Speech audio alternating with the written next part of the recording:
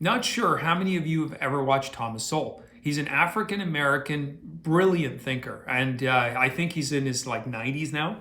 And if you ever get a chance, watch some of his content. But there's a concept he goes by that makes a lot of sense. He says that no problem can ever be solved.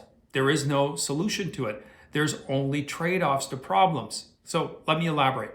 For example, we know that driving kills every year. People driving cars get into accidents and they die and they have injuries. So why don't we stop driving? You would think that'd be a great way to end everything. We don't, because the trade-off's not worth it. The cost of not driving is far in excess of, sadly, the tragic deaths and injuries that happen. We need driving for our commerce. We need it for traveling, for a myriad of purposes. So as grown-ups and adults, we choose as a society to accept the risk that it comes with. So it's a trade-off. Now, what politicians typically will do is they will just offer a simple solution. They'll say, well, I'll solve this or I'll solve that. And gullible voters will say, yeah, sounds good. They're going to solve it without ever thinking or doing a deep dive into the trade-off. And politicians know better than to offer the trade-off because they know if they tell you the truth, tell you what the trade-off is, you'll never vote for them. Now, can you imagine if in the last 3 years, when they were proposing lockdowns, they gave us the full trade-off? They said, okay, yeah, we may be able to save some lives, but here's the cost that's going to come with. There's going to be economies destroyed. There's going to be children's development. There's going to be divorces, alcoholism, drug use, everything. All these things will potentially run rampant. Do you people still want to do that? Oh, and as a bonus, with us taking away your civil liberties, we'll probably take away more in the future. Most people, reasonable people, people who don't wear masks, would have probably said, no, hell no, I don't want that. That's what the trade-off is about. And it's an easy way that politicians avoid talking about it. And I don't blame them because, like I said, they want to get voted in. But we as the general public, as the voting public, we have to do our due diligence. We cannot say, well, I didn't know any better. I mean, they didn't tell me.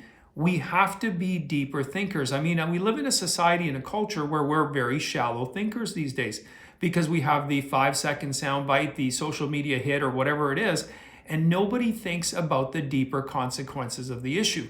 Now, you can't always be waiting for someone to be your savior and point this out to you. You, as an adult, as a young person, whatever, are responsible. You can look these things up. You can think these things through further.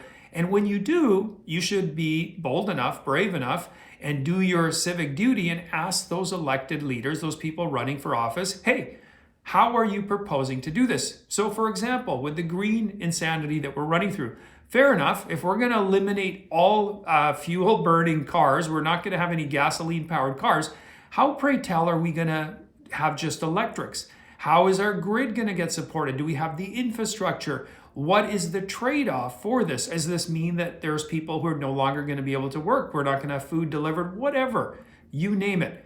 Ask them to show you what the trade-off is, because there is, like I said, there is no solution. You're never going to stop, let's say, pollution. There's always going to be a pollution happening. You're never going to be able to stop, like I said, traffic deaths or anything else. But there's a trade-off that we're going to have to accept, or changes we're going to have to make to understand that. That is how we're going to do it. And like I said, the easy path is not to do any of that, to just gloss over it and say, yeah,